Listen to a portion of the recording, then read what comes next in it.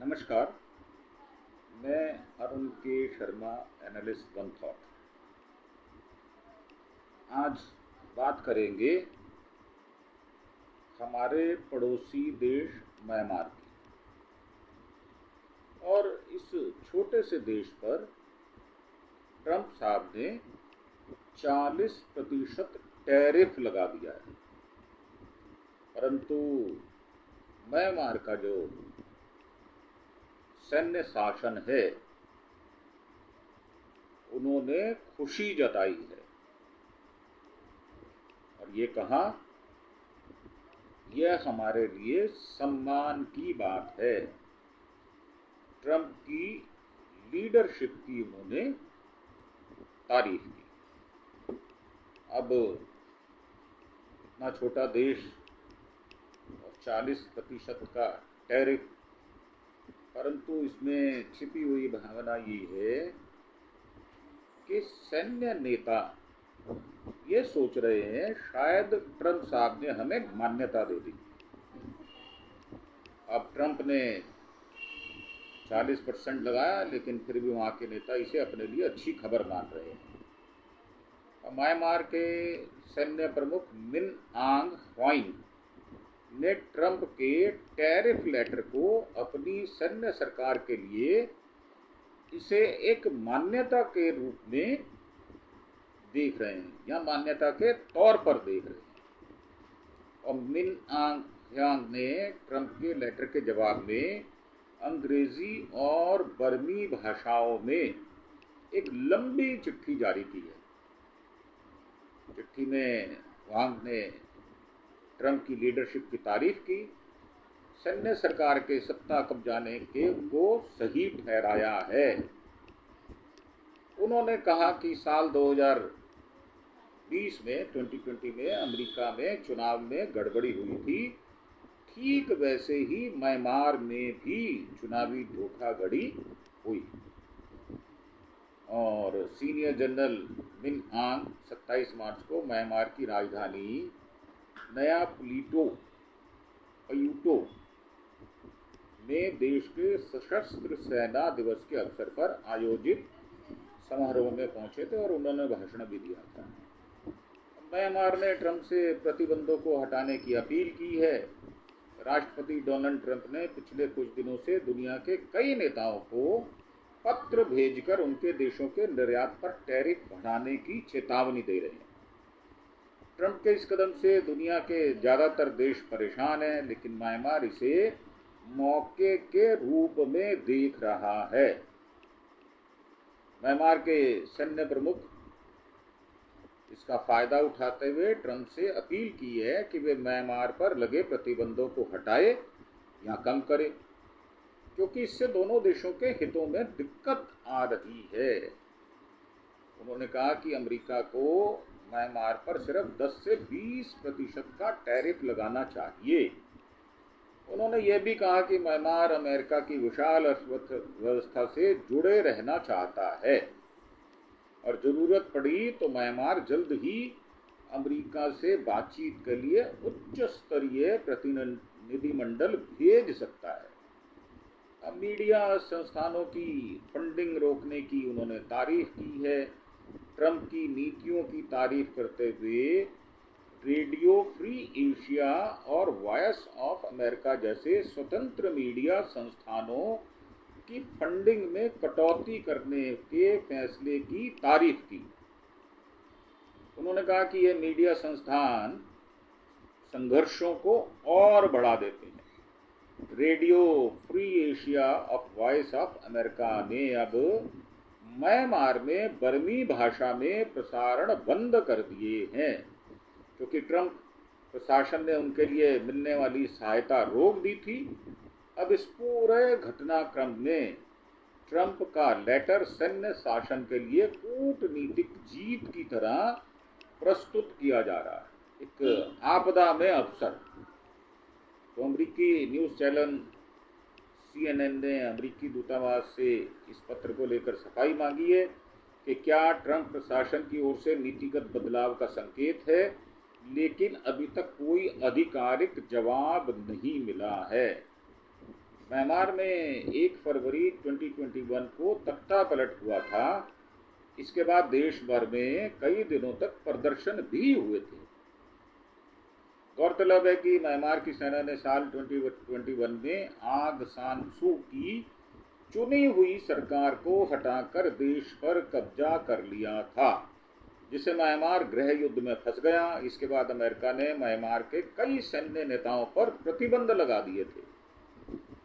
मिन आंग ने 2021 में लोकतांत्रिक रूप से चुनी गई आंग सान सू की सरकार को हटाकर तख्ता पलट किया था। अमेरिका और बाकी पश्चिमी देशों ने सैन्य सरकार को मान्यता नहीं दी। म्यांमार के सैन्य सरकार फिलहाल रूस और चीन जैसे देशों की मदद पर निर्भर हैं। अमेरिका, यूरोपियन यूनियन और ब्रिटेन ने म्यांमार के सैन्य नेताओं पर प्रतिबंध लगा रखा है। संयुक्त राष्ट्र ने भी इन्हें युद्ध अपराधियों को दोषी माना है, युद्ध अपराधों का दोषी माना है। हालांकि ट्रंप के टैरिफ लेटर के बाद अमेरिका और पश्चिमी देशों की नीति में बदलाव की अटकलें लगने लगी हैं। 2021 में म्यांमार में गृह युद्ध जारी है। गृह युद्ध की शुरुआत 1 फरवरी 2021 को हुए सैन्य तख्ता पलट से हुई थी, जब सेना ने national league for democracy NLD की निर्वाचित सरकार को उखाड़ फेंका और आंग सान सू की सरकार के नेताओं को हिरासत में लिया।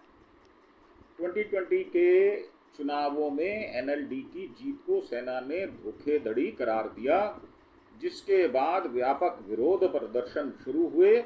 सेना के हिंसक दमन ने प्रतिरोध को जन्म दिया, जिसमें नेशनल यूनिटी गवर्नमेंट NUG और उसकी पीपल्स डिफेंस फोर्स PDF के साथ कई जातीय सशस्त्र संगठन EAOS शामिल हैं। म्यांमार में जो रिपब्लिक ऑफ यूनियन म्यांमार, इसकी 5.7 करोड़ की जनसंख्या है। करेंसी इनकी म्यांमार कयात भाषा बर्मी है और बौद्ध धर्म के लोग 88% रहते हैं और 6,76,578 किलोमीटर का एरिया जो है ये होल्ड करते हैं। 75,000 से ज़्यादा मौतें हुई हैं, 1.6 मिलियन लोग विस्थापित हुए हैं, 40,000 से अधिक शरणार्थी पड़ोसी देशों में ये गए हैं और 55,000 इमारतें तबाह हो चुकी हैं। 2021 में 1 फरवरी सेना ने आंग सान सू की सरकार हटाकर सत्ता हासिल की, जिसके बाद गृह युद्ध शुरू हुआ और गृह युद्ध में अब तक 75,000 लोगों की मौत हो चुकी। यह गृह युद्ध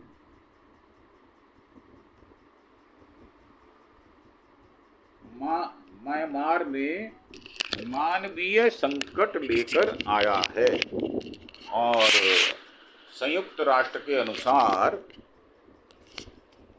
117.6 मिलियन लोगों को सहायता की जरूरत है। 3 मिलियन से अधिक विस्थापित हुए और 75,000 से अधिक लोग मारे गए। सेना पर गांव को जलाने, हवाई अड्डे पर हमले करने, युद्ध अपराधों का आरोप है, जिसने रोहिंग्या समुदाय को भी प्रभावित किया है। म्यांमार में गृह युद्ध से अर्थव्यवस्था 18% कम हो गई है, जिससे भूखमरी और गरीबी बढ़ी है और भारत से उसके जो ताल्लुकात हैं वो बहुत ज़्यादा अच्छे नहीं रह गए। तो ये हमने आपको जो टैरिफ के सिलसिले में म्यांमार का रेफरेंस आया, तो हमने आपको ये वहाँ की नीति और वहाँ का जो सैन्य शासन है उसके विषय में उनके विचार बताए।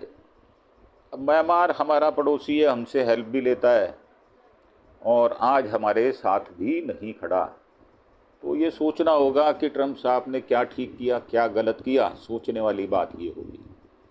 और और भारत से हमेशा ही सहायता लेता रहा है म्यांमार, और इस प्रकार की सहायता भारत यूएनओ के नियमों के अधीन भी देता रहा है। तो अब ये हमारे जो व्यूअर्स हैं या जो हमारे सुनने वाले हमारे सारे के सारे लोग हैं, वो हमें किस प्रकार सुनते हैं, किस प्रकार हमारी बातों को समझते हैं जो हम प्रस्तुत करते हैं, तो उसमें उनके विचार जो हैं वो आने चाहिए, उनके कमेंट बॉक्स में नीचे कमेंट आने चाहिए।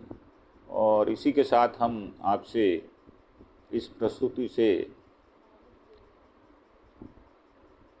हम समाप्त करने की आपसे रिक्वेस्ट भी कर रहे हैं, और इसी के साथ आपसे एक प्रार्थना है कि आप हमारे चैनल अरुण के शर्मा एनालिस्ट वन थॉट को सब्सक्राइब अवश्य करें, क्योंकि सब्सक्रिप्शन हमें अपने विचारों को और दृढ़ता से पेश करने की साहस और दिलेरी भी देता है। आपका एक सब्सक्रिप्शन हमें हौसला देता है, और हम चाहते हैं कि यह हमारा परिवार दिनों दिन ज़्यादा बढ़े, ज़्यादा लोगों के पास हमारी सूचनाएं पहुँचें, ताकि वो देश में, देश के बाहर क्या घटित हो रहा है उसके विषय में जान पाएँ। तो यही हमारा उद्देश्य है। इसी के साथ आपसे विदा लेते हुए कि आप अरुण के शर्मा एनालिस्ट वन थॉट को सब्सक्राइब अवश्य करें। इसी के साथ आपका धन्यवाद। Thank you. जय हिंद, जय भारत।